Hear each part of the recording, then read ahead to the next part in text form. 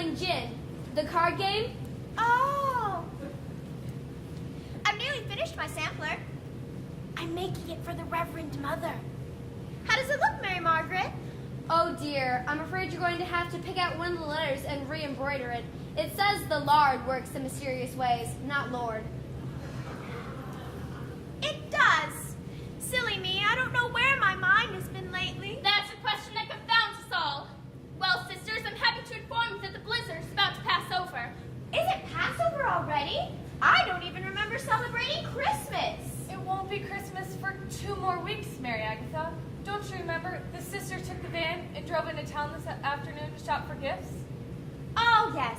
But I've already made all of your gifts. Oh, we know. You're our Santa Claus. We always look forward to receiving the lovely new potholders you make for us every year. But you can't see them. I've hidden them very well this year. Even I don't recall where I've put them. As usual, we'll help you find them. Again. You know, sister, you make the holidays especially festive. It's like combining Christmas with an Easter egg hunt. Speaking of Easter, that's the holiday we celebrate, Mary Agatha. The nice Jewish ladies we see sometimes in the bingo barn in Buffalo are the ones who celebrate Passover.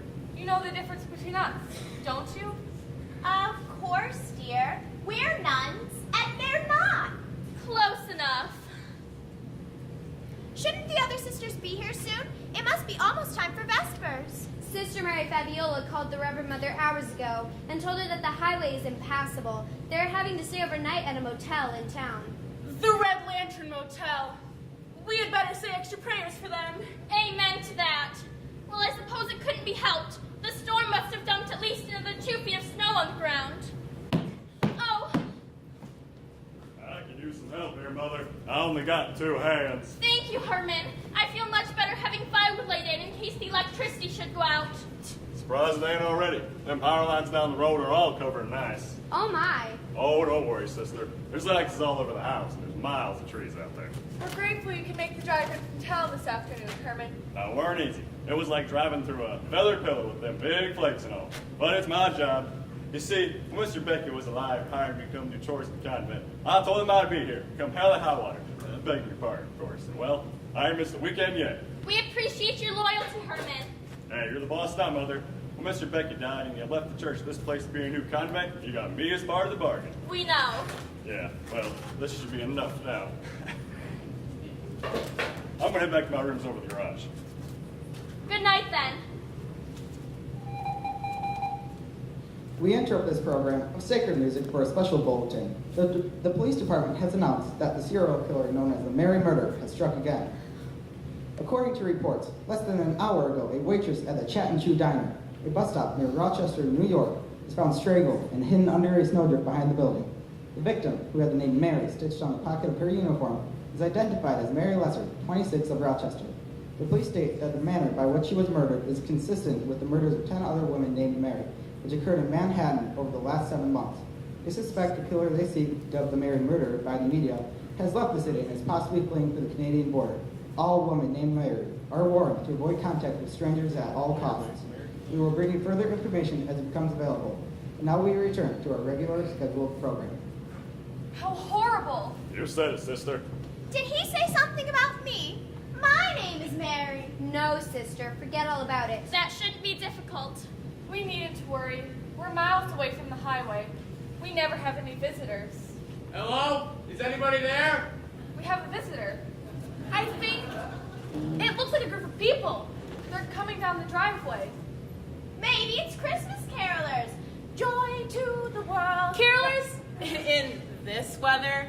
Oh, their lips would turn blue and fall off. Thank you for that very big description, Mary Thomas, but I suspect they're travelers who have lost their way in the storm. Herman, you'd better go out and bring them inside. Rescue them.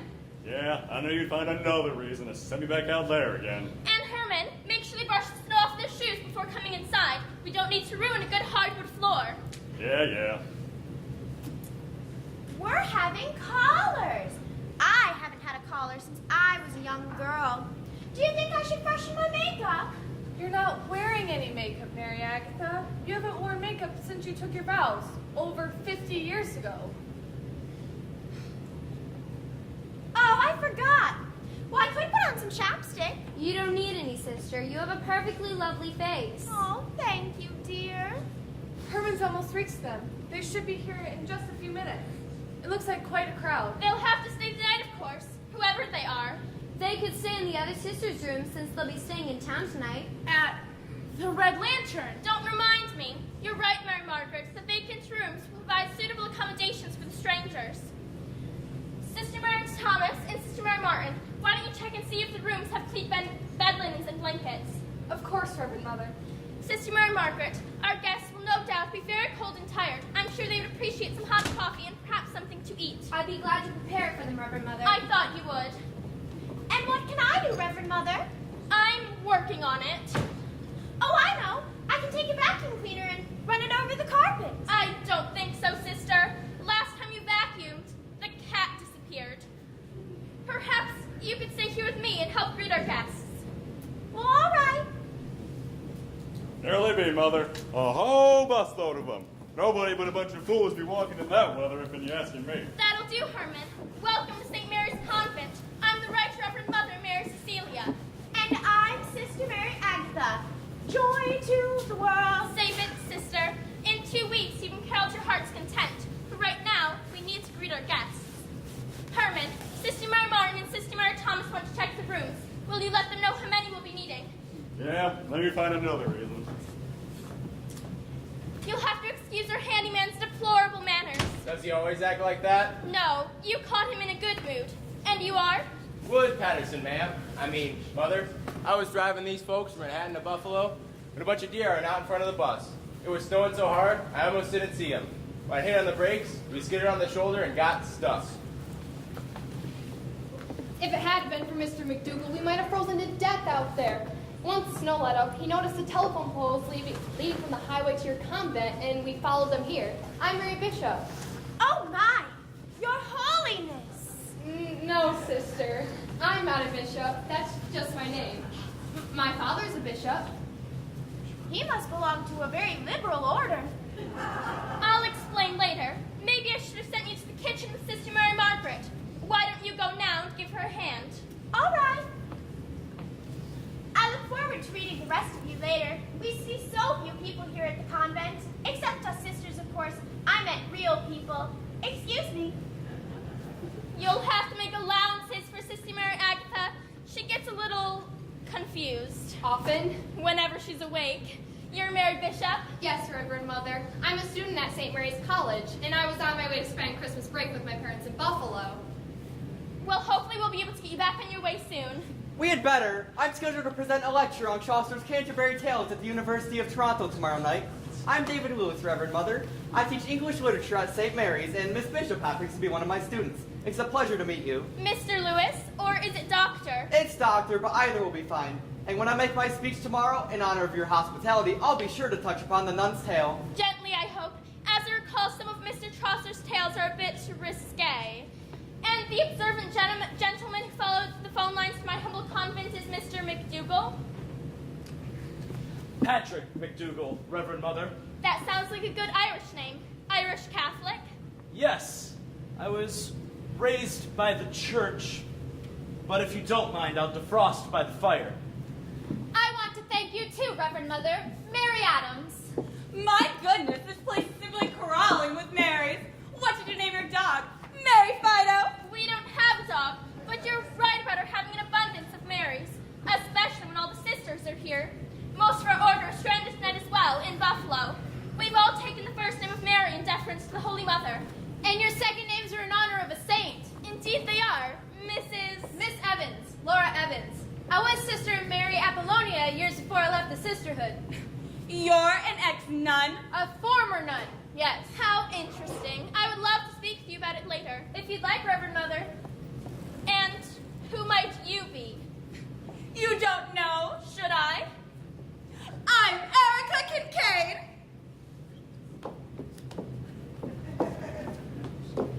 The actress. I have my own television series, Mary, Mary, quite contrary. It's a comedy. I, too, am a Mary in a sense. That's cool. I'm afraid we don't own a TV set, Miss Kincaid. Television has become much too worldly for our taste. I know what you mean. Most of it is just plain trash. Not my show, of course. I insist that my writers adhere to a very high standard. I'm glad to hear that. In fact, I'm on my way to Toronto to star in the Hallmark Hall of Fame version of Joan of Arc. While my series is on hiatus for the holidays, I want my fans to see me in a more serious drama for a change, and I've always had a burning desire to play St. Joan. I'm happy to know her story will be offered to the viewing public. Yes, well, I was to fly up, but the storm shut down the airports and I was forced to travel by bus. If I must get there by tomorrow or a film schedule will be shot to pieces. I'll do my best to get us back on the road, Miss Kincaid. You better, or else Greyhound might find itself in a lawsuit for $10 million. As long as they don't take it out of my salary.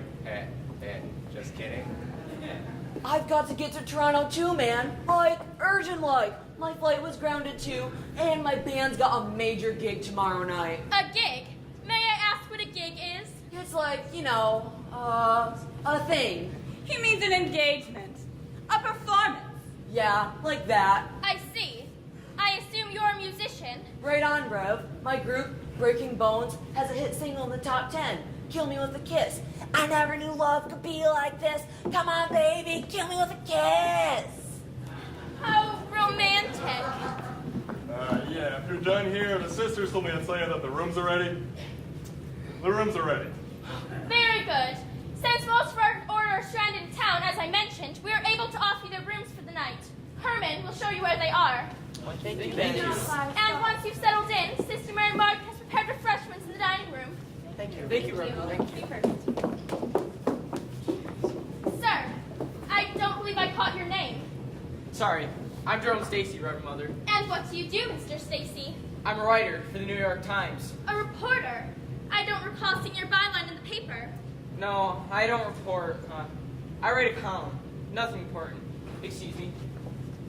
A writer who doesn't like to see his name in print. How odd.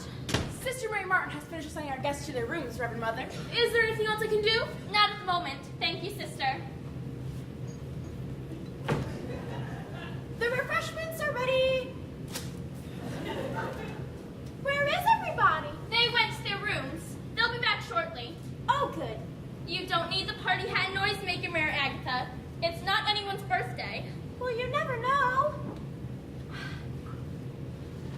Mary Margaret wondered how many cups she would need, but I didn't think to count the guests. Herman said there were 9 guests. And us. I'll let her know if you'll direct everyone to the dining room. Yes, Reverend Mother. And keep an eye on you-know-who. Sister Social Director? Definitely, Reverend Mother. Well then. Why don't you work on your sampler, Mary Agatha, while I take care of the cards? All right. We can go and have some coffee in the dining room later if you'd like. Oh, no, I don't want any. Why not? Sister Mary Margaret said she's making decaf coffee. So? I didn't know coffee was made from little baby cows. I'll never drink it again. Not decaf, Mary Agatha. Decaffeinated. Like, without the caffeine. Coffee's made from beans, Sister Silly Britches. Oh, I'm so relieved. I don't mind drinking bean juice. Oh, that dang poor woman. What's the matter now, Herman? Ah, it's that snooty woman from the TV show. She told me to go back to the bus and get her luggage. Can you believe that? I told her ain't no bellhop. She could get it herself. She can freeze her knickers off for all I care. Begging your pardon. I ain't going back to no bus. I don't blame you. She can make do until they're able to leave tomorrow. Yeah, well, the sooner the better, if you're asking me. I don't like the show anyway. It ain't funny. It's just stupid. I wouldn't know. If you'd like, you can have yourself some coffee in the dining room. Don't mind if I do. Did I hear someone mention coffee? You might have, Professor. It's been a hot topic of conversation these last few minutes. The dining room is down the hall to your left. Thank you. Shall we, Mary? Yes, Dr. Lewis. Doctor, I've been having some problems with my bursitis. Oh, no, sister. I'm not that kind of doctor. I teach literature. Oh, that's all right. I already know how to read. That's nice. Mary? He seems very pleasant, doesn't he?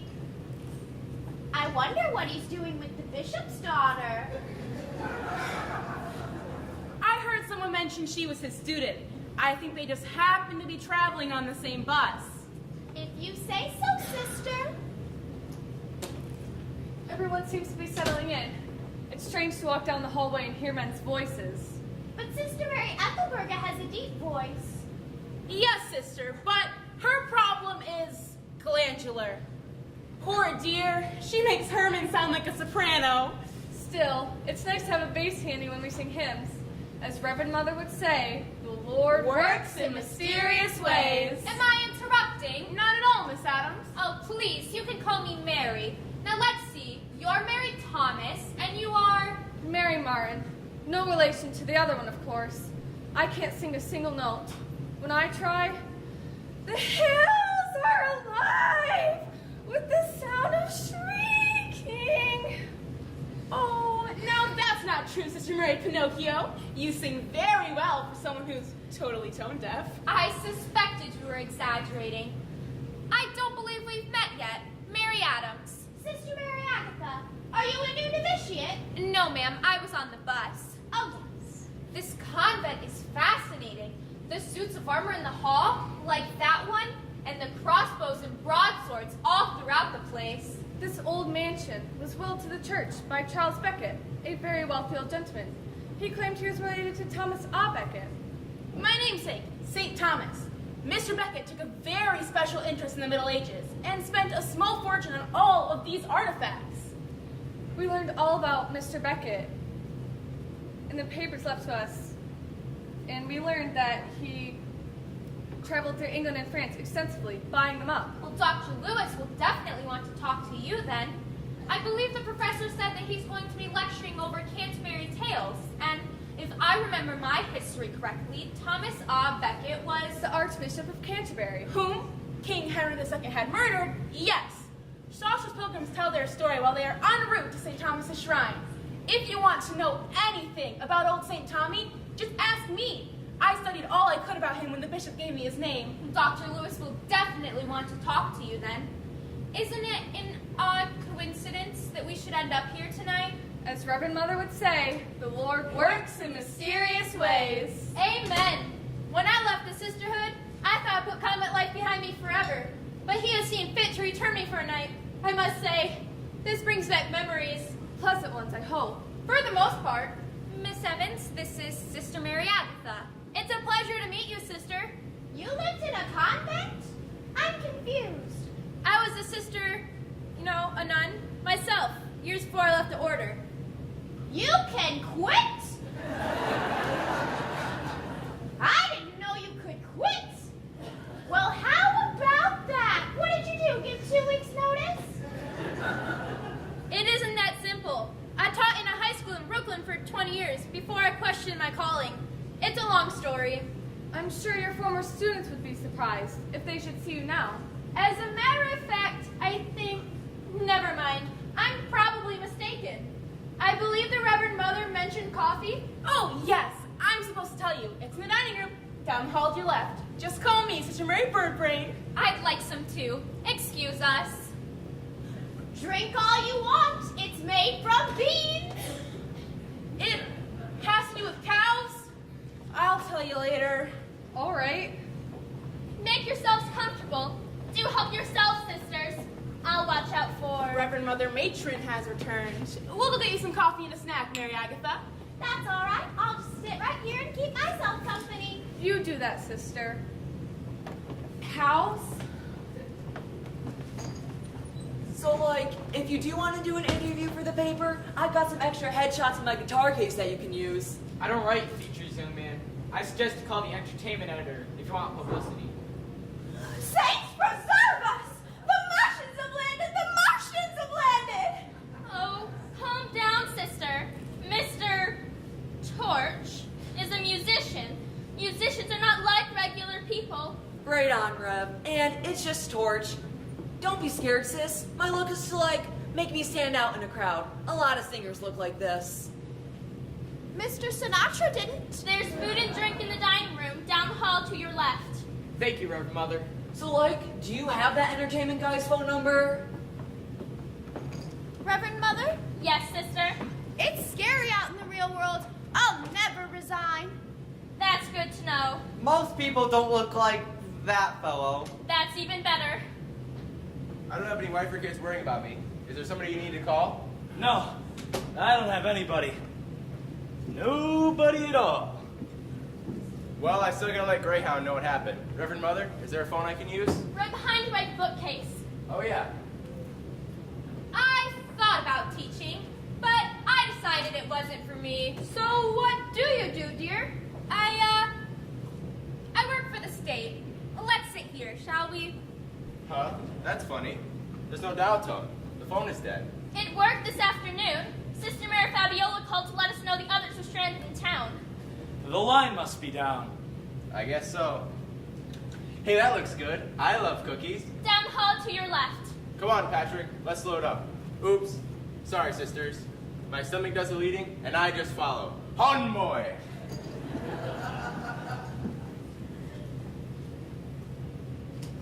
Mr. Patterson looks like he keeps the Keebler all busy working overtime. Truly. Here you are, sister. Thank you. And like at the end of the number, I set the drummer's hair on fire. But like, you know, the hair was fake. It's back. I hope no smoker ever asks you for a light. If you look like that every day, what on earth do you wear on Halloween? I'm too old to go trick-or-treating, sis. I'm like, grown up now. You could have fooled me. Have a finger sandwich, sister. It's pimento cheese. Don't be alarmed! It is I, Joan of Arc! It's a miracle. No, it isn't. It's that actress. That is cool. Really, Miss Kincaid? I had to wear something. I slipped on the snow on the way in from the bus, and that hermit creature refused to get my luggage. I thought of this wonderful suit of armor in the hall and had a divine inspiration. What better way to prepare for the role of St. Joan than to dress like her in full battle regalia? Slay the English invaders! Do be careful, that sword is razor sharp. And it's heavy, too. That Joan must have worked out. And then I said to him, holy smokes, it's the Tin Man. Nonsense! It is I, Erica Kincaid! For a second there, I thought we were in Oz. Miss Kincaid is play acting in a very old and very valuable antique. I must ask you to remove it at once, young lady, before it is damaged. We'll find you something more suitable to wear. You people have no respect for the arts! Have you ever seen anything like that before? Not in this lifetime. Yeah, me neither. Let's chow down. I thought I'd join you. Has everyone been served? Everyone except Miss Kincaid, Mary Margaret. She can fend for herself. You might want to leave the can opener out. Join us, sister. Yeah, I ain't in the kitchen. Servants are supposed to do that, ain't they? Yeah, well, I think I'm going back to my rooms. You give me a call if anything is something else for me to do. We can't call you Herman. Mr. Patterson discovered the lion is dead. Yeah? There's plenty more food in the dining room if anyone would care for more. This tastes wonderful. It seems like ages since we stopped at that little place near Rochester. What was it called? The Chat and Chew Diner. I've heard that name before. Have we been there, sisters? No, Mary Agatha. It's a regular stop on my route.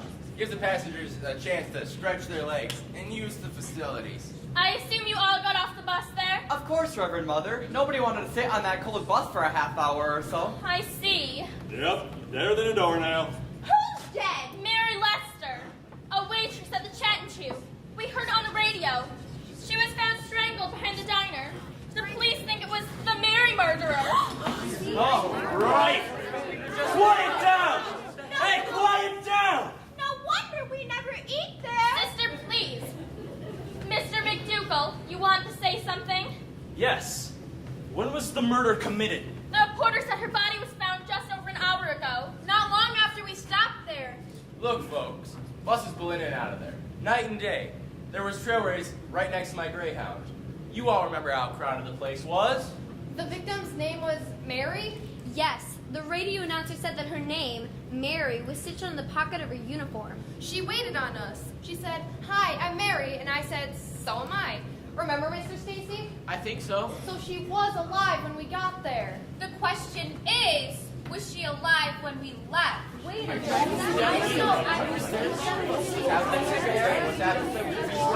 All right.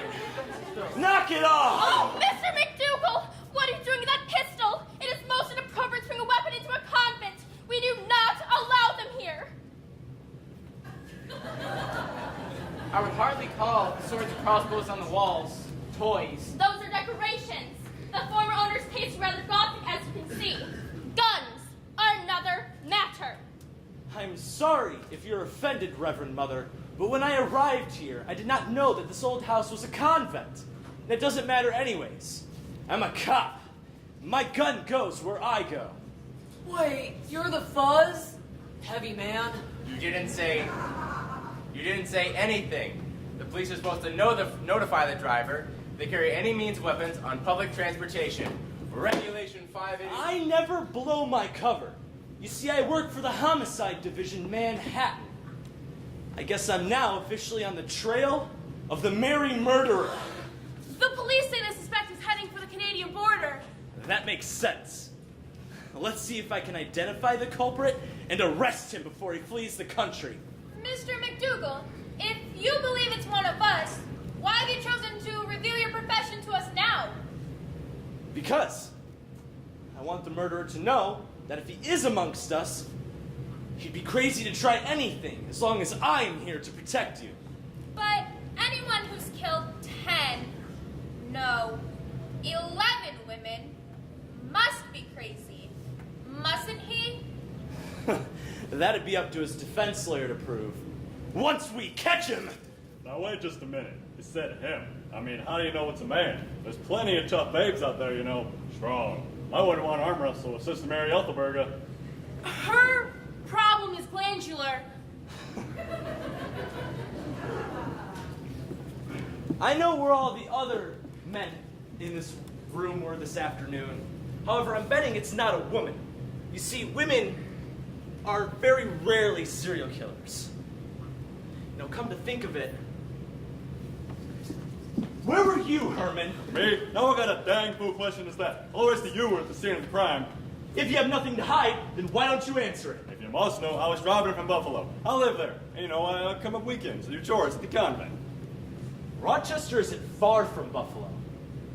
And come to think of it, all the murders occurred on weeknights. So... Now wait just a minute. You ain't pinning no murders on me. I'm not pinning anything on anybody yet. I just want you to know that you are just as much a suspect as any other men in this room. You really think it's one of us, officer? Lieutenant, maybe not. Hopefully not. However, I suggest that you women lock your doors tonight. We can't. The old doors to our rooms require keys, which I assume were lost long ago before we inherited the house. We've never had the need to lock our doors before, and none of us would ever dream of invading another sister's privacy. Well, I suggest that you at least tilt a straight back chair and wedge the top underneath your doorknobs tonight. You've been warned. I'm confused. The young man thinks we have a killer in the convent? Probably not, sister. Lieutenant McDougal just wants us to be cautious. Oh my goodness! I'm going to hide in the walls! Like, what do you think you are, lady? A termite? You'll do no such thing, Mary Agatha. You know what happened last time you disappeared into the woodwork? What? I'd better explain. We discovered that this old mansion is full of secret passageways and hidden rooms.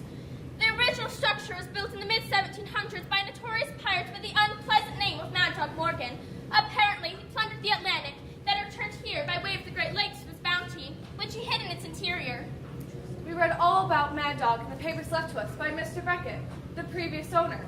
The pirate is said to build the house at this spot, specifically because of its proximity to Lake Erie. Why, this is fascinating. I'd love to explore these secret passageways. I'm afraid I must forbid it. I'm sorry the subject came up, but since it did, let me remind you, Mary Agatha, that the last time you disappeared into the walls, we couldn't find you for an entire day. And by the time we finally did find you, you were covered in enough cobwebs to make a cocoon. Stay out of the walls. Yes, Reverend Mother? Why, like, this place is just rad, man. Like, do you think we could shoot a video here sometime? Over my dead body? I'm afraid that was not the best way to phrase my objection under the circumstances. The answer is no. This is a holy order, and we value our privacy. Which we have disturbed. I'm sorry, Reverend Mother. It couldn't be helped. Lieutenant McDougal, we appreciate your warning, and I trust everyone will keep it in mind. Let us pray that your concern will prove to be unfounded.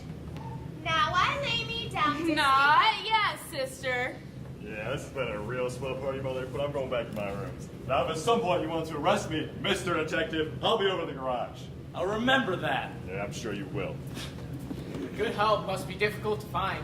Mr. Beckett's will specifies that the Holy Order continues to retain Herman. As I always say, the Lord works in mysterious ways. I have returned! Sometimes very mysterious. Miss Kincaid, what are you doing in those robes? Let's just say, I've been picking up some good habits lately. It was a joke. Look, you wouldn't let me wear the suit of armor in the hall, and I had to wear something. I found this in the wardrobe in my room, and it's a lot better and a lot more comfortable.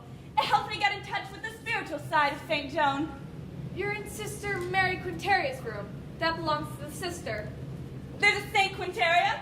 What happened to her? Her father had her beheaded when she refused to marry a man of his choosing. He had her head chopped off? Oh boy, fathers really were strict back in her day.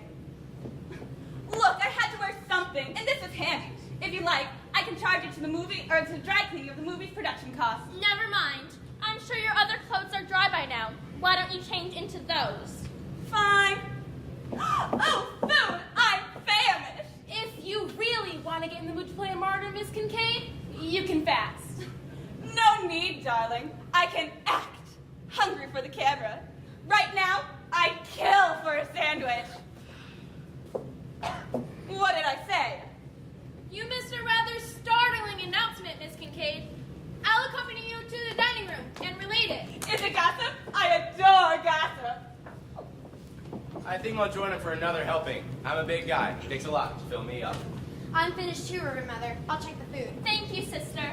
Murder! And they say good news travels fast. I could use another cup of coffee. Yeah, I'm with you, man. I feel much better now having eaten. I appreciate your hospitality, Reverend Mother. And I. It's our pleasure.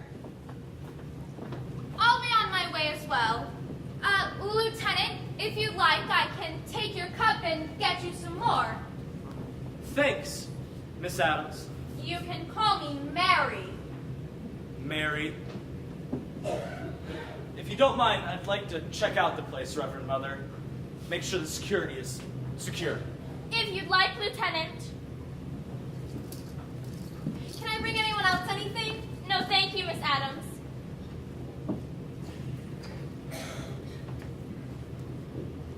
She seems like a sweet girl. Yes, I don't recall her mentioning why she was on the bus. Do you?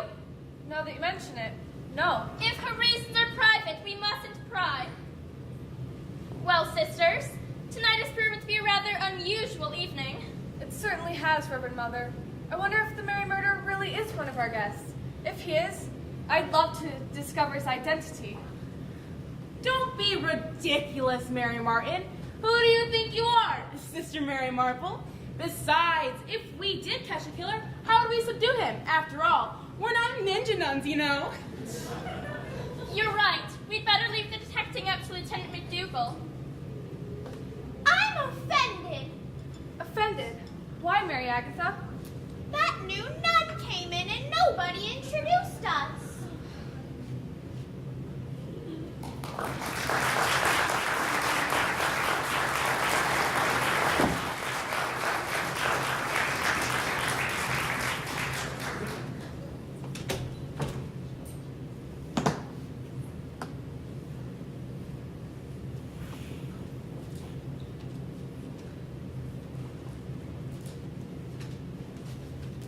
Oh, Mr. Stacy, you're working, apparently. I didn't mean to disturb you. That's all right. I could use a break. Something for the newspaper? Yes. There's only one lamp in my room, and the bulb was rather dim. A nun's needs are simple. The furnishings at my former convent were much more Spartan than the ones here at St. Mary's. I haven't seen our hosts for a while. They're at Vespers. Reverend Mother showed me a room they converted to a chapel. I believe they've gathered there to pray. No doubt for the poor waitress's soul, Mary Lester. Considering what Lieutenant McDougal said, shouldn't you be in your room? I'm not afraid. Though I walk through the valley of shadow of dark, I shall fear no evil. I wish I had your faith. I'm afraid. I'm very afraid. But why, Mr. Stacy? The murderer's big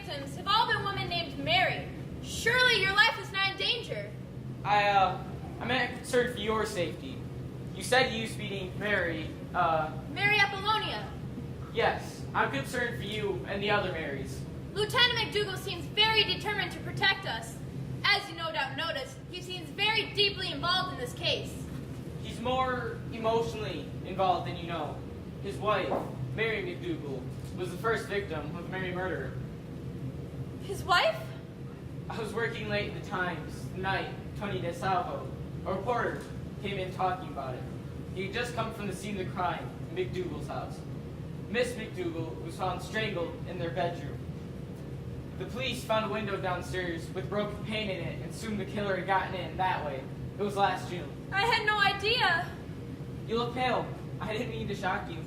Would you like a glass of water? Maybe something stronger. I have a flask of brandy in my room to ward off the cold. Not brandy, but a cup of coffee would be nice. I could use another cup too. Mary Margaret, I think, said the coffee would stay warm on the Mr. Coffee machine for a while. Or is it Sister Coffee? Sorry, I don't write a humor column. Let's see why, shall we? Yes, Mr. Stacy.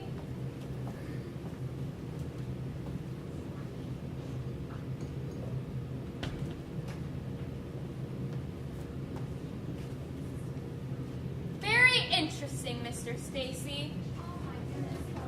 I've never been to a prayer before. It was so nice of you to let us join you for your prayer service, Reverend Mother. Yes, I feel more and more like St. John the longer I'm here. If I win an Emmy for playing her, I'll try and remember to thank you. After the director, producer, casting agent, other cast members, makeup man, hairdresser, my parents. Oh, and God, I mustn't forget him. You shouldn't, Miss Kincaid. He doesn't forget you. You're right. I was born a poor girl in a mining town in Virginia. Now I'm rich, famous, and a star. Isn't that amazing? The Lord works in mysterious ways. That reminds me, I need to work on my sampler. Now where did I put it? It's right here, Mary Agatha. Why don't you go to your room, Mary Agatha, and go to sleep? It's past our bedtimes. I thought I was getting sleepy. And remember Lieutenant McDougal's advice. The Lord Works in mysterious ways. I was going to say the Lord helps those who help themselves. I'll drag my mattress into Mary Agatha's room and watch over her. I can sleep on the floor beside her bed, with your permission, of course, Reverend Mother. That's a very thoughtful gesture, Mary Margaret. I consent wholeheartedly. Oh, I'm so excited. I'm going to have a roommate. It'll be just like when I... Excuse me. It'll be just like when I was little and my sister Elizabeth and I slept in the same room together. I don't think she slept on the floor, though. It's just for tonight, Mary Agatha, while we have guests. Come on, you can help me drag my mattress. Will you tell me a fairy tale? All right, I'll pretend to be the Reverend Mother Goose. Once upon a time. I should go to bed too. I want to look over my script before I go to bed. Good night. We're behind you, Mary Martin. Yes, it's been a long day. Don't forget to put a chair against your door. Chair? I'm thinking of using the wardrobe. Miss Bishop? You go ahead, Reverend Mother. I think I'll stay in here for a little while. I'm not scared. I couldn't help but notice during Vespers they seemed troubled. Is there anything I can help you with? I'm so unhappy. Oh, Reverend Mother. What is it, child? It's Ryan, this boy I've been seeing. We had a fight recently. A boyfriend? That does not surprise me. I really like him. In fact, I guess I love him. But he's been acting so strange lately. Would you like to talk about it? He called last night. He wanted to come to my dorm room to try to straighten things out. I hung up on him. That was so immature of me. I need to face my problems head on, and here I am running home to Mother. Just think of it as putting a little bit of time and distance between you to think things out. Yes, I will. If only. What? Oh, perhaps the ice snapped the power lines, but hopefully it was just the circuit breaker shutting off. I'd better check it. Thank goodness the storm clouds passed over. The moonlight helps. We keep plenty of candles in the convent, regular as well as votive. I seem to recall there's some... Here, found it. Oh, good. Pray it's not the lines, my dear, or we'll all be dragging our mattresses in front of the fireplace to keep them freezing. Now come. If so, someone will have to fetch your handyman too, won't they? Dear Lord.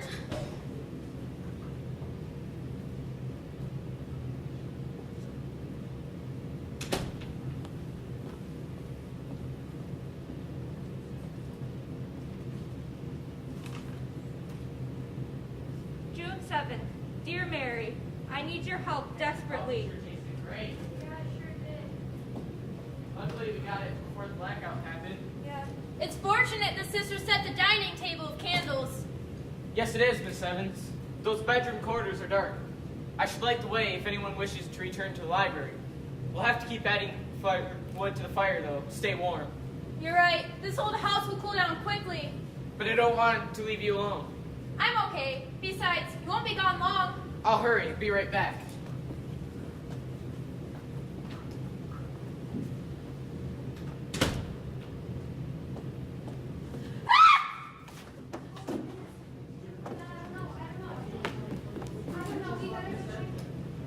Miss Evans! Is she hurt?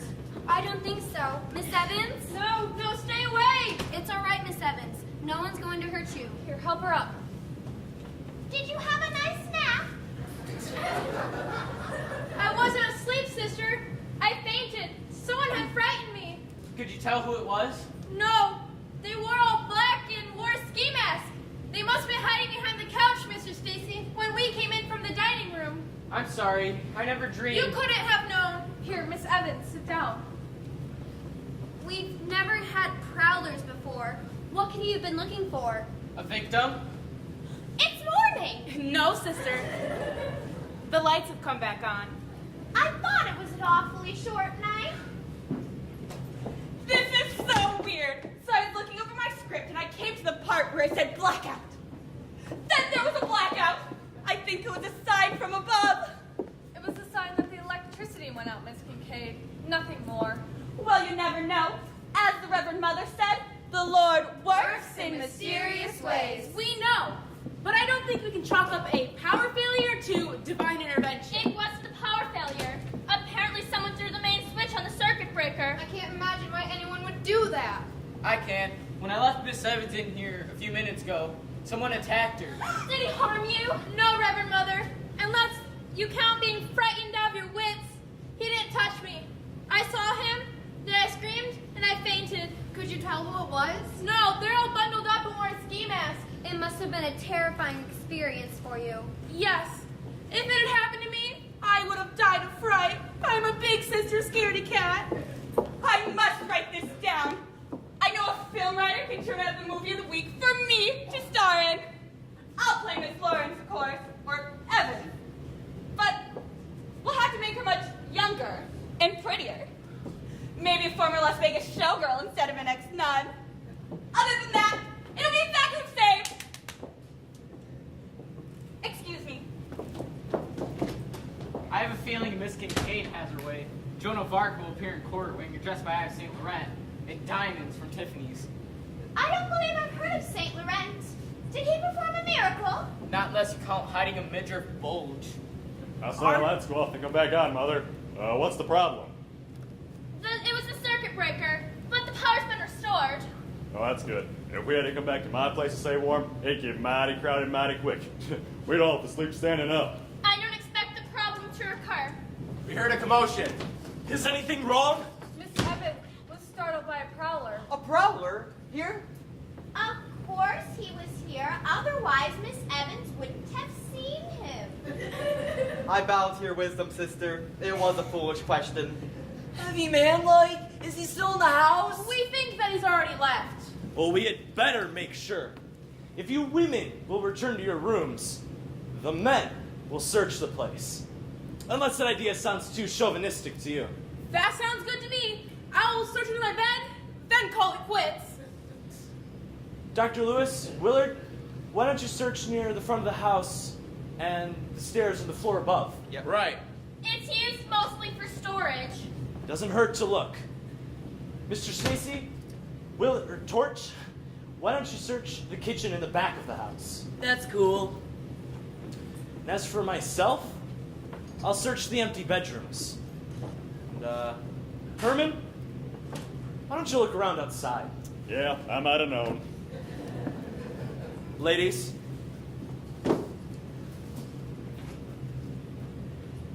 Prowler. We've all been thinking it. Who's going to say it? You believe it was the Mary murderer? Who else could it have been? Oh, sister. We have to face facts. The men on the bus were at the diner when the poor waitress was Yes, and now a mysterious stranger appears at the convent miles away from here. It has to be murder, and he came here on that bus. Miss Adams, Miss Evans, Miss Bishop, you were all with the men in close quarters for several hours. Did you see or hear anything that could lead you to believe one of them could be the murderer? It couldn't be Mr. Stacy. The prowler was hiding in the room when we came in. I've been in Dr. Lewis's English lit class all semester. I haven't noticed anything suspicious about him. And the bus driver, Willard, seems awfully good-natured to be a killer. But then again, serial killers are often described by their friends and acquaintances as appearing very normal. You can't judge based on their looks. If you could, I imagine we would all elect George by a unanimous vote. Is that young man with the pointy hair the president?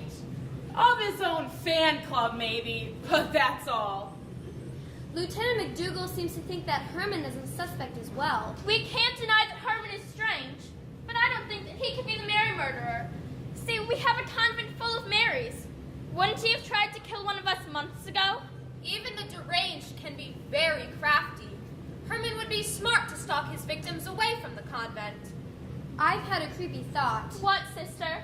If it is Herman and he wanted to kill one of us, tonight would be a great opportunity since there would be other men in the house who would be suspects as well. You're right. We should be on our guard against Herman as well. Sisters, Reverend Mother, I'm sorry. We brought all this trouble to your doorstep. By coming here, we put your lives in danger, as well as our own. It couldn't be helped. Hopefully now that we're all isolated here together, Lieutenant McDougal will be able to capture the fiend and put him away. I hope you're right, Reverend Mother. But for now, the best thing that we can do is go back to our rooms. I'm sure the men will let us know if they discover anything else. I'm glad our sisters were straight in Buffalo tonight. At least they're safe. From murderers, anyways. You were telling me a story. Do you remember? Yes, we had gotten to the part where the big bad wolf had jumped into the path of the little Red Riding Nun. Back part of the house seems well secured. Yeah, man, like, where did the penguin ladies go? I assume the women have gone to their rooms. When the other men return, I'm going to suggest we take up sentry duty in the bedroom corridors. If we stay in sight of one another, the killer won't have a chance to strike again, if it's one of us. That's cool. So, like, what do we do now? I'm going to sit here and finish this article I'm writing. That's cool. I'm too wired to sit still and wait for the others. I think I'll hook up with Willard and the professor and see if they found anything. You do that. I'll be in here. Watch your back, man.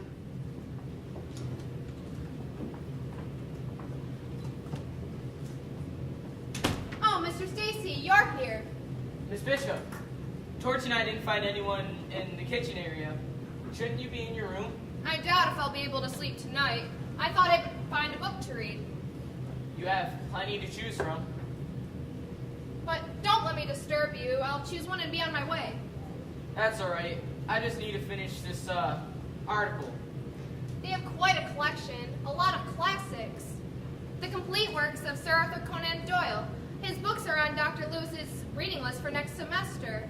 I wonder if I can read a couple and get a head start on my homework. Mm-hmm.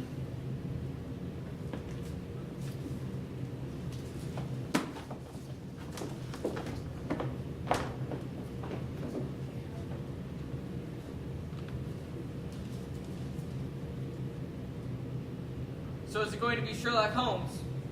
Miss Bishop, where did you... Something's wrong. Maybe I should call the others.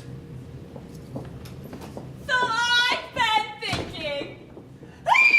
Help! Help! Somebody come quick! Somebody help! Miss Kincaid, please! What are you talking about? A nun. I saw a nun drag Mr. Stacy. In there. There's an entrance to a secret room behind the bookcase. We found it when we were looking for Mary Agatha the day she disappeared. You're never going to let me live that down, are you? That's okay, sister. I think I can find the latch again. You said you saw a nun, but we're all here. Did you see her face? I could only tell she was wearing a habit. The veil hid her face. No, his face most likely. In order to overpower Mr. Stacy, it must have been a man in disguise. And as you discovered yourself, Miss Kincaid, all of the nuns keep extra habits in our wardrobes. We're always changing our habits. Cleanliness is next to godliness. I must put that on a sampler. I found it. It's dark in there. I speak from experience. I can take care of myself. I'll go. It was very scary. Miss Bishop! Are you hurt? What happened? Are you all right?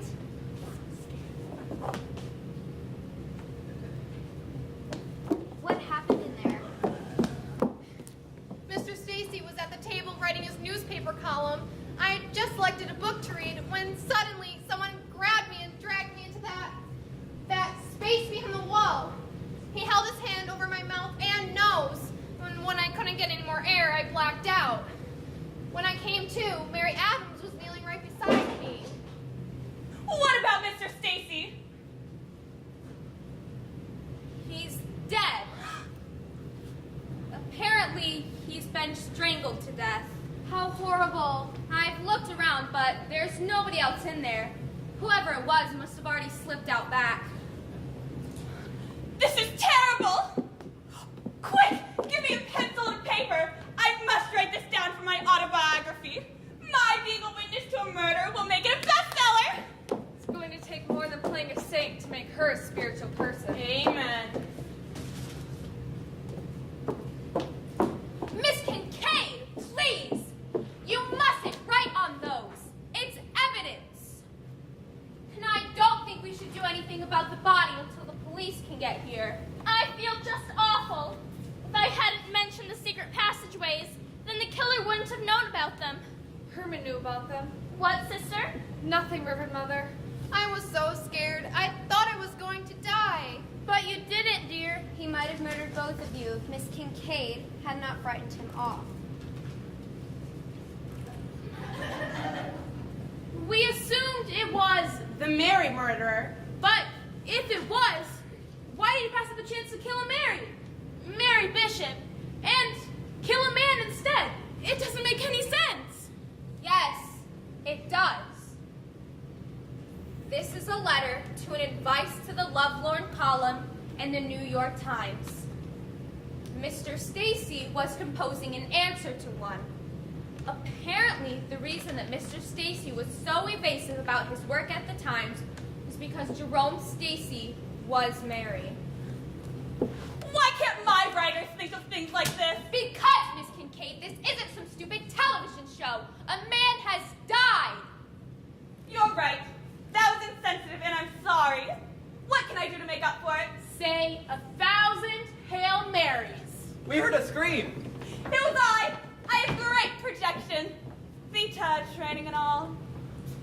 Miss Kincaid saw a nun drag Mr. Stacy in there and killed him. Oh no. Oh my gosh. You mean like he's killing men now too? We'll explain in a minute. Right now, you need to tell me where you were a few moments ago. Upstairs, searching the room. Together? No. We split up and went into different wings. I went up to check on them, like after Stacy and I checked the kitchen. I didn't find them though at the bottom of the staircase, like after the scream. There are hidden staircases and passages behind the walls. The killer could have come and gone throughout the house without being seen. Are you really trying to say it was one of us? All right. What's all that noise about? I had better show you. So like, why did he kill a man? Mr. Stacy used the pen name Mary for his newspaper column, Just Ask Mary. Oh, this is getting too far out. Mary, are you all right? Yes. I mean, Mary Bishop, you seem upset. The man attacked me before he strangled him to death. My knees are a little shaky, but I'll be okay. Oh, you poor girl. That settles it. I have to get you all out of here by daybreak, even if that means we have to walk to Buffalo. If anybody's interested why the phone line's dead, it's been cut in two. Oh, and I found something else, too. What, Herman? Oh, not much, just this.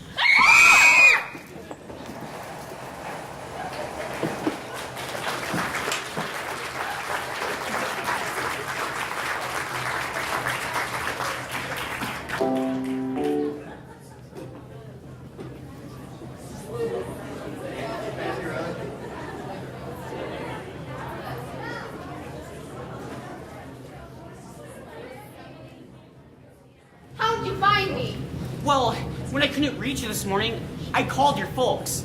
Your mom and dad said you were on your way to Buffalo.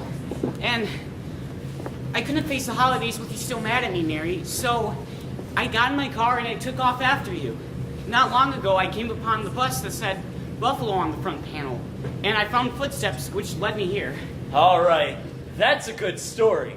But I find it hard to believe that you just happened to arrive at a crime scene minutes after the guy's been murdered. Murder? Who? A lovelorn columnist. And if I've ever seen anyone who's lovelorn, it's you. Just because I had a spat with my girlfriend does not mean that I'm a murderer. No. We suspect the killer started his spree about 7 months ago. Spree? You can't think that I'm... The Mary murderer! Mary, tell him that's insane. Actually, we think the killer is insane. We? The police. I'm a cop. Lieutenant McDougal of the Manhattan Homicide Division. Miss Evans. The man you saw in the ski mask earlier. Was this him? I don't know. It was dark, and I fainted when he moved toward me. It could have been him. I can't swear to it. What? I just got here. That's exactly what I would have expected you to say. If you're our murderer... Lieutenant, please. Ryan couldn't have done anything. Maybe. Maybe not. How long have you two been together? We started dating last spring. Mm-hmm. Just before the murder started. You know, your boyfriend here could be a real nutcase. He could love you, and he could hate you at the same time. And you know, he can't take his feelings out on you, so he takes them out on other women, named Mary. I can't believe I'm hearing this. What are you, a cop or a psychiatrist? In my line of work, you have to be a little bit of both. Now come on, we need to have a private talk, you and I. Reverend Mother, do you mind if we use your kitchen for a few minutes? Of course, Lieutenant. The kitchen? What are you gonna do in there? Grill me? That won't be necessary if you confess. I have nothing to confess. Oh, we'll see about that. Lieutenant, please, you don't need a gun. You're right, Miss Bishop. I can handle this guy without it. Come on, through those doors. Mary. Just do as he says, Ryan. Where are all of these men coming from? Is the church going to turn St. Mary's into a monastery? No, sister. It does seem like we've become a co-ed convent, doesn't it? Well, hopefully all of our guests will be able to leave soon and we can restore order to our order. But for now, I think we should gather in the chapel and offer prayers for Mr. Stacy. You can join us if you'd like. I will. Mr. Stacy's death has... I feel the need for companionship of sisters.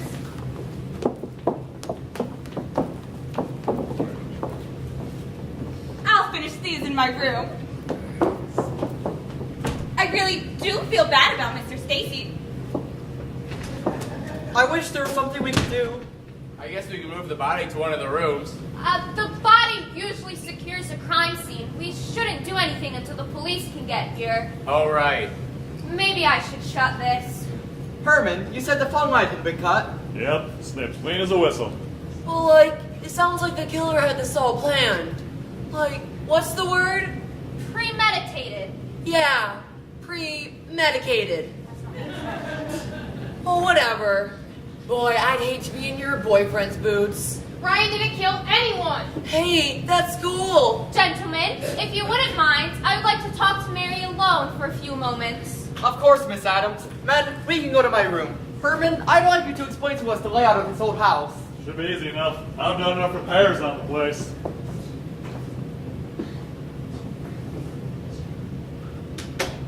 Your boyfriend? Ryan Wallace. Yes, Ryan.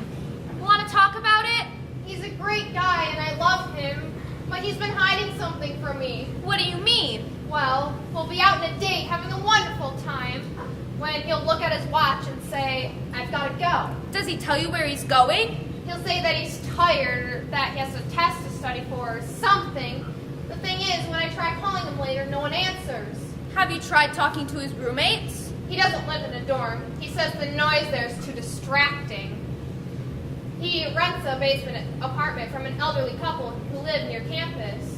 A basement where one could easily come and go without anyone noticing. Yes, and I'm starting to believe that he's been seeing someone else. When I confronted him about it, he got really upset. Well, did he tell you where he's been going off to? No, he got really angry. He said that if he wanted me to know, he'd tell me that I should mind my own business. Well, what did you do? I said, don't worry, whatever you do is no longer any concern of mine. Then I took off his classroom, threw it on the floor, and stormed out. He's tried calling a couple times since then, but I've refused to talk to him. No doubt Lieutenant McDougal's been asking where he's been on those nights, or where he was the nights that those Marys were murdered. But Ryan lives alone. Even if he was home, there's no one that could give him an alibi. Don't worry. If Ryan is innocent, he'll be able to prove it. And I know he is. He's good and kind and... Oh, Mary Adams, I just don't know what to do. Try talking to him. Give him a chance. Maybe he's ready to explain himself. He did follow you all the way here after all. Yes, he did. But right now, we've got a bigger problem on our hands. If it isn't Ryan, that means one of the other men in this house is the Mary murderer, and we need to figure out who before he strikes again. We? Yes, us Marys must stick together. Miss Kincaid gave me an idea. Will you help me? If I can. I want more than anything to prove Ryan didn't kill anyone. Well, let's go up to my room where we can speak in private. All right. I'll be up in just a second.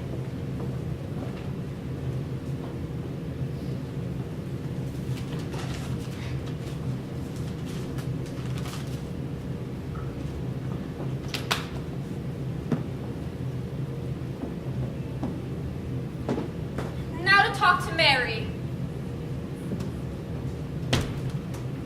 That was a nice service, Reverend Mother. Thank you. May Mr. Stacy's spirit rest in peace. Amen. Sister Mary Agatha, you must be exhausted. My knees are killing me. We've prayed an awful lot tonight. Let me take you to your room so you can lie down and get some rest. Oh, good. I don't want to hear any more fairy tales, though. They're too scary. Then I'll read you another chapter of A Christmas Carol. Oh, good. I can't wait to hear what happens to that mean old Reverend Mother Scrooge. I put the story in terms she would relate to. Every year at this time, we read a Christmas carol to Mary Agatha. I was wondering why, during your prayers, she said, God bless us, everyone, and Tiny Tim. Mary Agatha can be exasperating at times. Like getting lost in the walls. In the time, she hid pot holders, our Christmas presents, in the oven. Sister Mary and Phoebe went to preheat it, and she set the kitchen on fire. Times like those, but we love her. I've come to the conclusion that the Lord sent Mary Agatha to us to teach me patience. As I always say, the Lord works in mysterious ways. Amen. This sister seems happy here. At our convent, St. Luke's, we too had sisters who found the outside world difficult to cope with. Our orders are often havens for such souls as these. I agree. But sometimes, like tonight, the world has a way of intruding on our seclusion.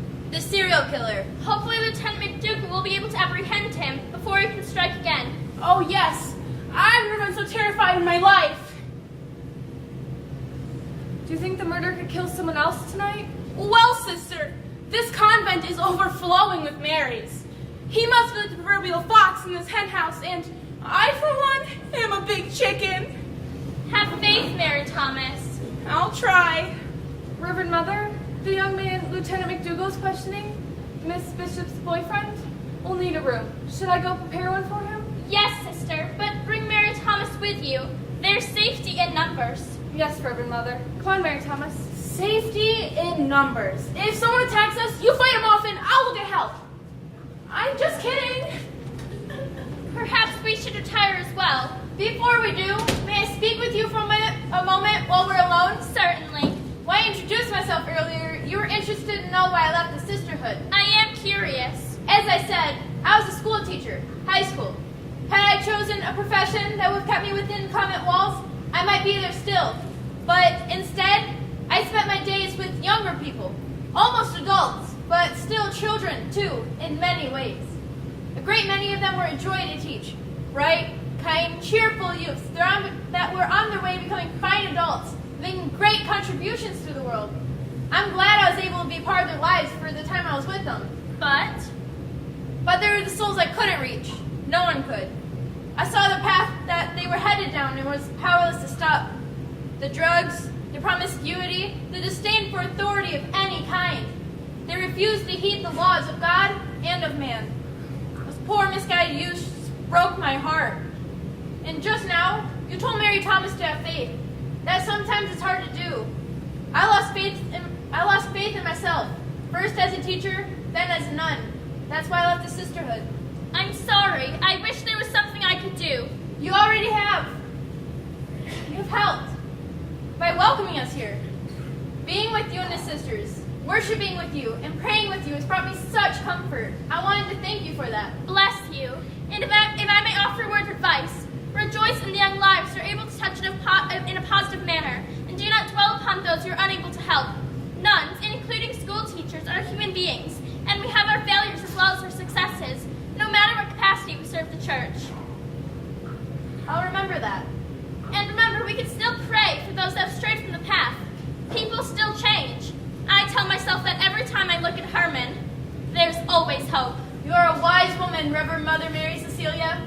I can see why you're chosen to be shepherdess of your flock. I could use some rest now. So could I. I doubt any of us will get any sleep tonight. Surely tomorrow, someone will be able to bring the police. The highway department is very good about keeping the roads clear between here and Buffalo. I expect there'll be snowplows out by daybreak. We should not be isolated here much longer. All right. That's good to hear. But I don't want to give the killer a chance to bolt before I apprehend him. Give me your keys. Here. Reverend Mother, where's Herman? You know, I want his keys too. I'm not sure where any of the other men are, Lieutenant, but if I see him, I'll send them to you. Fine. Since you're asking for Herman's keys, I assume you're not going to charge this young man with murder? I didn't kill anyone. No, Reverend Mother, I haven't charged anyone yet. Now I'm going to walk over to your handyman's apartment. I want to search the place. It looks like Lieutenant McDougal doesn't know anything about a search warrant. Some of the other sisters have prepared your room, Mr. Wallace. Thank you. Have you seen Mary? I need to talk to her. If I see her, I'll ask.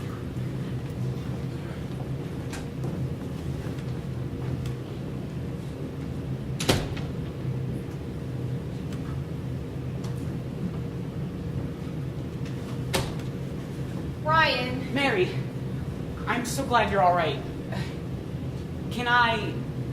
Will you let me kiss you?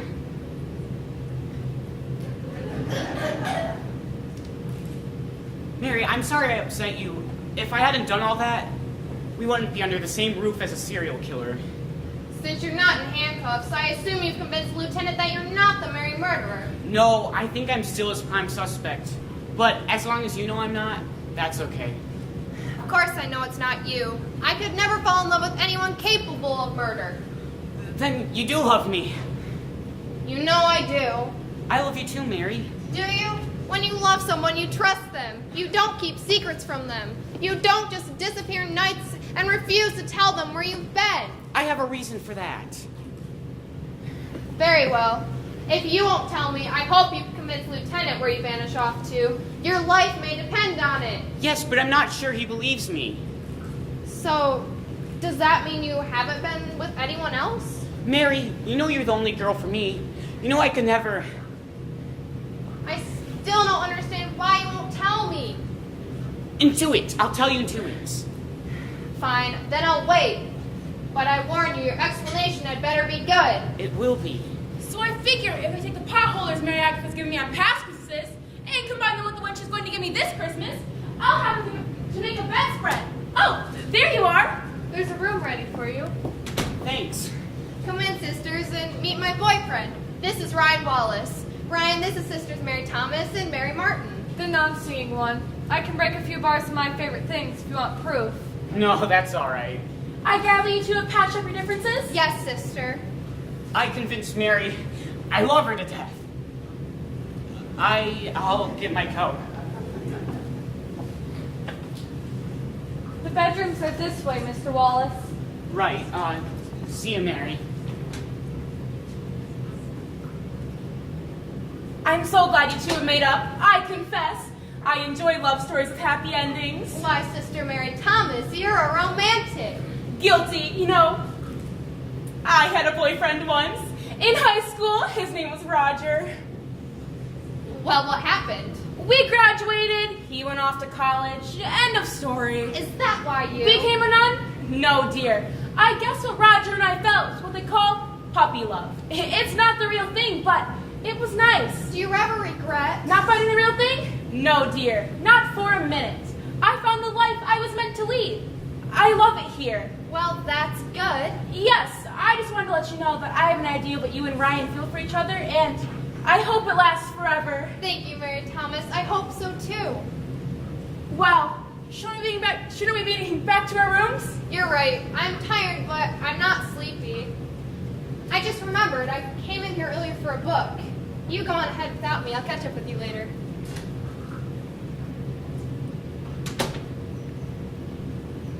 Well, Mr. Sherlock Holmes, you're just going to have to wait. I wish all murders were solved as neatly as they are in your stories. Hello? I'm in here. Miss Bishop, I thought I heard someone. I was just talking to myself. You really shouldn't be in here alone. I know, but just let me put this book back. Now come, dear. If that awful murderer should decide to strike again, we mustn't make it easy for him. That wouldn't be a very smart thing to do, would it?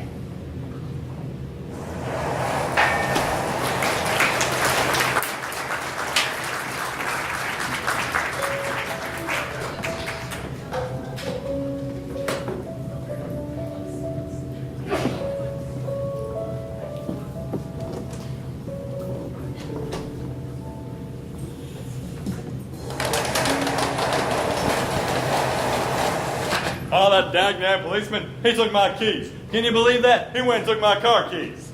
He took the keys to my Greyhound, too. Don't know why. Don't take a tow truck just to get it back on the road, even if I'm not sitting in it. Well, obviously, Lieutenant McDougal intends to keep us here until he catches the murderer. It seems to me, had he given the killer a means to escape, and one of us were to leave, then he would know which was the guilty party. Then the police could send an all-points bulletin out and nab him. And the women here would be safe. Exactly. Maybe he's afraid the guy will flee into Canada. There's miles of uncharted woods up there. A person could hide. That could be possible. I never knew love could be like this. Come on, baby, kill me with a kiss. You do that again, and I'll kill you with my fist. Hey, chill out, man. A lot of people pay big bucks to hear me do that. Yeah, well, they're bigger weirdos than you are. Hey, Professor, your student's boyfriend. The one that showed up shortly after the newspaper man was killed. You teach him too? The Wallace boy, right? Yeah, he's not in any of my classes. I've seen him around campus with Mary, though. He seems harmless enough. That cop is trying to pin the murder on one of us. But, like, what if it's somebody else? Herman, you said this old barn is filled full of passageways. Like, there could be somebody else here, and we don't even know about them. You could be right. But the lieutenant figures, since we were at the diner when the waitress was The murdered. killer could have been there at the same time, got caught in the blizzard, and made their way here, just like we did. I guess.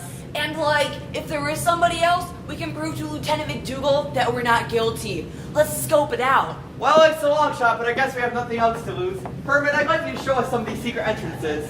I suppose it is better than just sitting here twiddling our thumbs. Let's do it before Painhead over here throws another concert. If we spread out, we can cover more ground. And when I say spread out, I know what I'm talking about. With the chance we were to run into somebody, well, I'd feel more comfortable with a weapon. Well, we got plenty of those. Help yourselves. I think I'd rather have a gun. Not me. Never touched one. I'd probably shoot my toe off. Why, man, this is just rad. Careful there, buddy. Swing around, you have real spikes in your head. Now, come on, let's head to the kitchen. There's a passageway that branches off all over the house.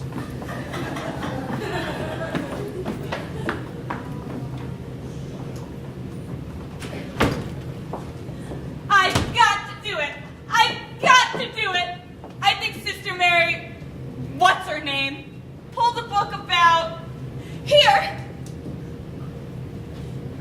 When my fans read my autobiography, they'll expect to see a vivid image of what Mr. Stacy looked like. It's my job to report it. Ah! You look awful, Mr. Stacy. Simply awful. You can't help bad when you were alive. Eyes wide open, bloodshot. Mouth wide open, tongue sticking out. Tongue sticking out? There was this rotten little kid actor who was in one of my TV show movies. He always stuck his tongue out at me whenever they shot my close-up. He looked silly, but you? You look awful.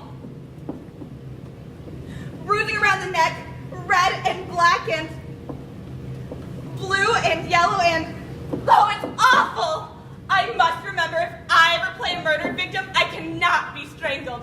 I'd die if I ever looked that bad. No offense, Mr. Stacy. You can't help it that you look horrible. Miss Kincaid! What? What are you doing? Oh, you know, just admiring Mr. Stacy. I hardly think you'll be asking for your autograph now. Oh, this? No, this is just for my autobiography. Would you like my autograph? Some other time. Look, I've asked the lieutenant to meet me in here to discuss a private matter, so if you don't mind. You want me to leave? Fine. I should probably get my beauty rest if I'm going to be on camera tomorrow anyway. Yes, Miss Kincaid, you should have been in bed hours ago. Yes, well, good night. The victim had scratches on his cheeks from himself as he tried to evade the killer. Alas, unsuccessfully. Alas? I'm sorry, Mr. Stacy. What can I say? She's an actress. You wanted to speak to me, Miss Bishop? Please, call me Mary. Mary Bishop? What's on your mind? I've talked to Ryan about your questioning him, and he seems to think that you think that he's a prime suspect for the Mary murderer. Yes, he has a good possibility. You know, he has no one to collaborate his alibi with those nights that the women were murdered. I don't suppose you can tell me where he claims to be on those dates. That information is classified. I see. Lieutenant, do you assume that whoever killed the other victims murdered Mr. Stacy as well? Yeah, the Adams girl said that he writes the newspaper columns, so he was Mary, and it fits. Suppose Mr. Stacy was murdered for a completely different reason. If I could prove that someone other than Ryan had the motive to kill him, would you let him off the hook? I mean, the only reason that you have to suspect my boyfriend is because he showed up minutes after the murder was committed. If you know something, you had better tell me. Withholding evidence is a serious charge. And I haven't been, but I realized something a little while ago tonight that could lead to the killer's identity. What? Do you remember when we ate at the Chat and Chew diner?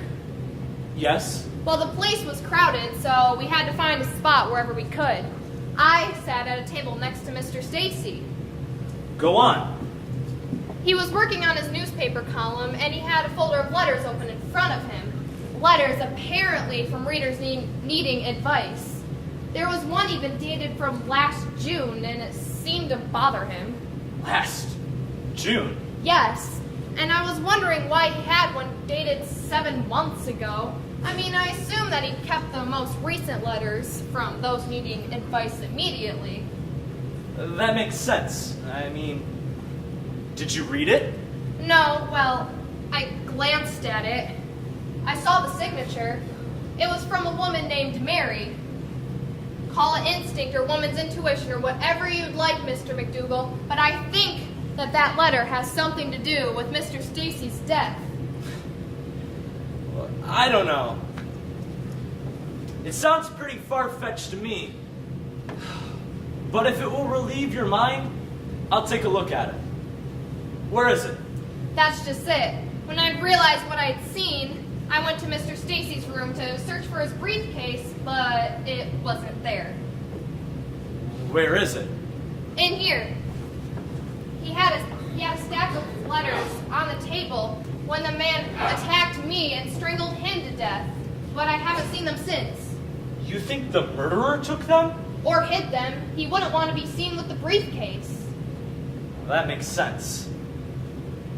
That would mean that they'd be in this room. That's exactly what I was thinking. That's why I asked you to come in here to meet me. I thought maybe you could help me find it. It's worth a shot. I'll start with the bookshelf. And I'll start in this area. Lieutenant, what do you think makes serial killers do what they do? I mean, how can someone just lead out a normal life for 20 years or more and then turn into a mass murderer? They say such a man has never led a normal life, that the tendencies to kill are always there. I mean, some doctors say that a particular event can push an unstable personality over the edge. I mean, it sounds like a lot of psychobabble to me, but that's what the shrinks spout out about at the witness stand. But that hasn't stopped juries from throwing maniacs behind bars now, has it? No. Once we catch them, they're caged up, like animals. Good, because that's what they are. Lieutenant, I found it. I'll show you the letter I was talking about.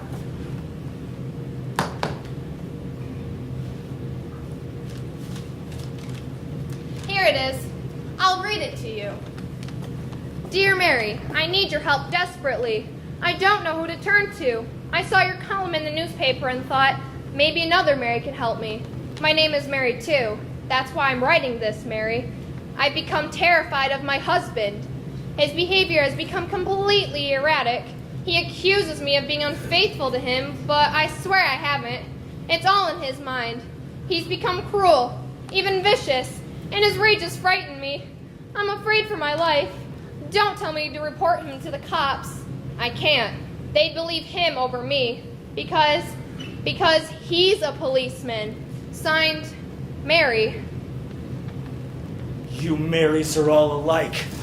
That's why I need to keep killing you over and over again. It's you. I would have finished you off after I killed Mr. Stacy, the Mary who had told my wife to leave me. But then that actress, Mary White Contrary, interrupted me. Oh, I want to kill her too. But you're the one I need to kill next. Especially now that that boyfriend of yours has shown up, I can pin your death on him and all the other Marys I've sent to their graves. Say goodbye, Mary Bishop. It's your turn to die. Oh, no, it isn't. What the? Stay where you are. Stop! Stay away from me.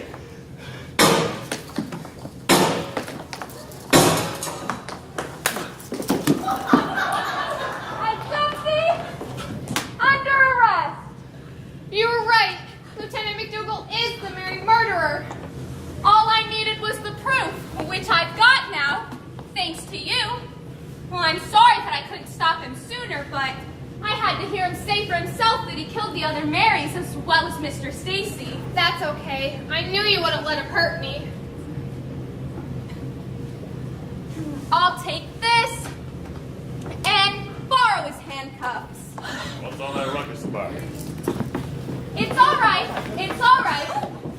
Nobody's been shot, for which I'm grateful to the old craftsman who made this suit of armor. He couldn't have known it would be needed to stop bullets someday. Bullets? Come on, get in my way. I don't understand.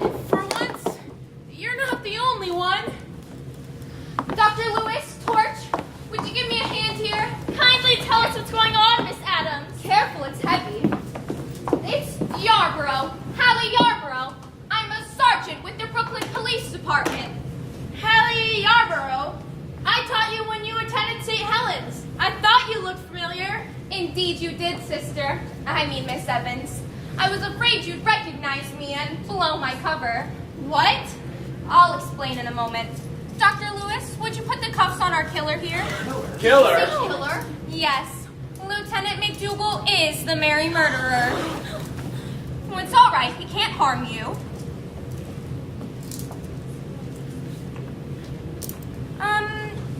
Why don't you put him over there? Is he... Oh, yes. He's fine. Except, I imagine, when he comes to more, he'll have quite the goose egg on his head. I hit him pretty hard with the broadsword when he started shooting at me. He shot at you? Yes, when Hallie stopped him from strangling me. Mary. It's okay, Ryan. I was the bait in Sergeant Yarborough's trap that she set for the killer, and he walked right into it. My knees are a little shaky, but other than that, I'm fine. Here, Take a seat. Well, why don't you all have a seat?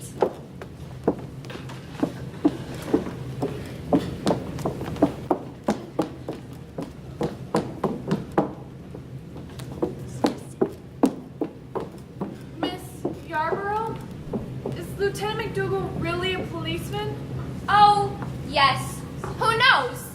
Perhaps his violent streak led him to a profession where he could be with his own kind.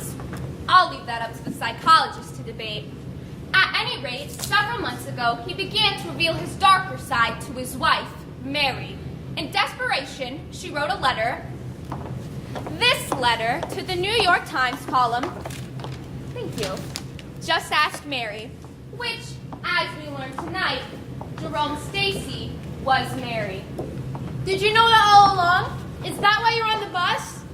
Well, Lieutenant McDougal's chief had suspected that he killed his wife, which in fact he did. Crime statistics show that a murder victim's spouse is often the one who killed him or her. Anyway, Chief Davis had his suspicions, but no proof. He began to notice that the nights that the Marys were being murdered were the nights that McDougal was taking off. Well, it must have been easy for him to lure his victims to someplace secluded. The women would have no doubt felt safe for the policeman. Exactly. Chief Davis, head of the Manhattan Division, contacted my chief in Brooklyn. He asked that a policewoman who McDougal wouldn't know go undercover using the name Mary. She was to attempt to try and find a way to meet him and see if he would make an attempt on her life. My chief chose me for the job. Oh, so like the cops made a mousetrap and you were the big cheese. In a manner of speaking, plans were all set into motion when Chief Davis contacted me yesterday and informed me that Lieutenant McDougal had bought a bus ticket to Buffalo. We suspected he was on to us and was making an attempt to flee to Canada. I had to hurry up to keep an eye on him. I remember now. You ran up to the bus right as I was about to pull out of the station. Yes, I'm afraid I almost missed the bus. Lieutenant McDougal found out that Mr. Stacy was the one who had wrote the letter advising that he leave his wife. So he followed him here, intending to kill him. I only wish I had known that sooner. I could have made an attempt to save him. As it was, I was trying to set myself up as his victim. Why, do you think Mr. Stacy knew that Lieutenant McDougal was the murderer? He couldn't have known for sure, but he knew it had to be a policeman. Chief Davis contacted the New York Times and asked to speak to the writer of the Just Ask Mary column. Mr. Stacy took the call and he pretended to be Mary's assistant in order to protect his secret. When Chief Davis asked about the letter, Mr. Stacy said that Mary hadn't signed her last name, which was true. So Chief Davis let that clue go. There are a lot of police in the New York boroughs with wives named Mary. When I spoke with Mr. Stacy earlier tonight, he seemed nervous, afraid even.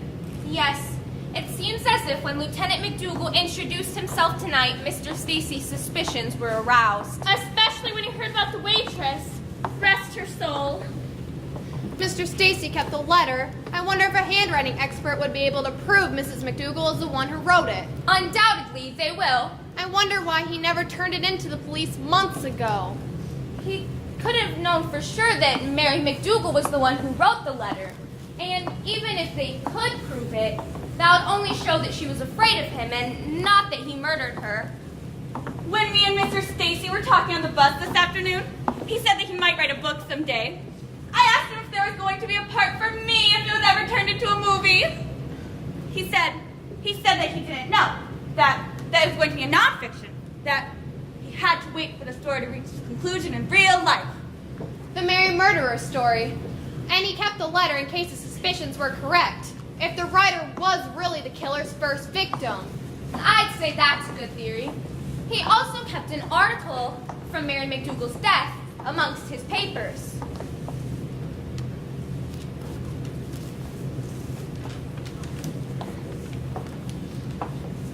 So, how did Mary, my Mary, get involved in all of this? I hadn't planned on there being another Mary on the bus, but there was.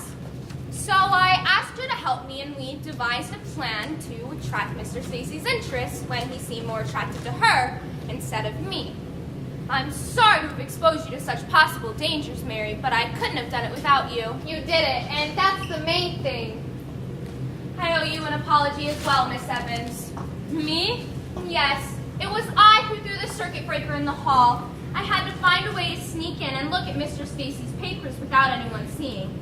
I'm afraid that before I could take you into my confidence, I gave you quite the fright. I forgive you, young lady. It happened for a good cause. Hallie and I made up a story that we could tell the lieutenant about the incriminating letters in Mr. Stacy's briefcase. When I found the briefcase where Hallie had hidden it, I read it aloud to him and he snapped. And would have killed Mary if you hadn't stepped in. Part of him was able to function as a detective. He knew that if he killed Mary, he would have been able to blame her death on Ryan, and perhaps the others as well. He even said so himself. Oh, Ryan, he could have even shot you and claimed that you were trying to escape. I think those two young people are sweet on each other. Your powers of observation are amazing, as always. Thank you, dear. Reverend Mother, I'm sorry to have brought such troubles into your convent. It was Providence that brought you here. What's important now is that you have apprehended that poor, disturbed man.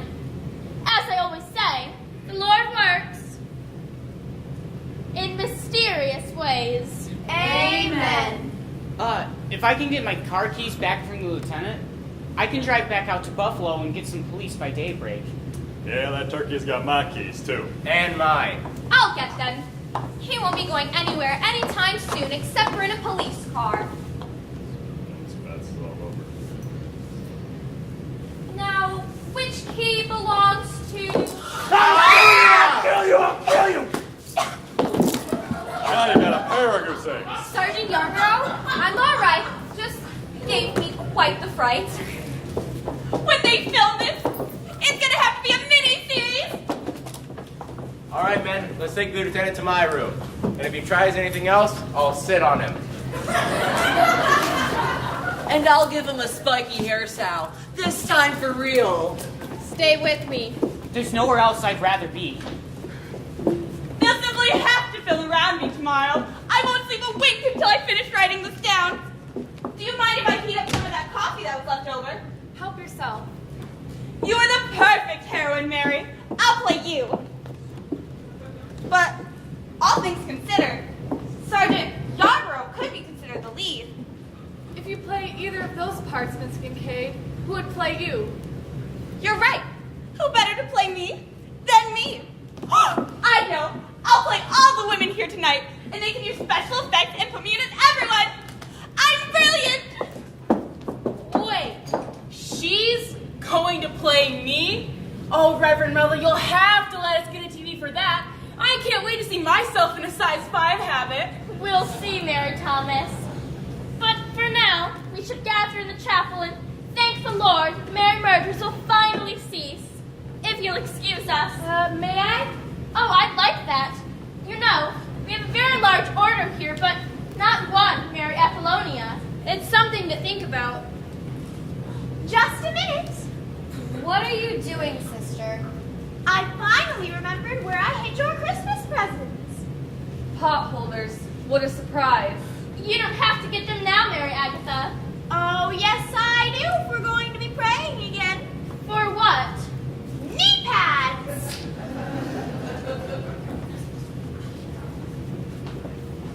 Well, now that you two lovebirds have finally reconnected, I'm going to go up to my room, change out of this outfit, check on my prisoner, and I'll be back shortly to take your statement, Mary.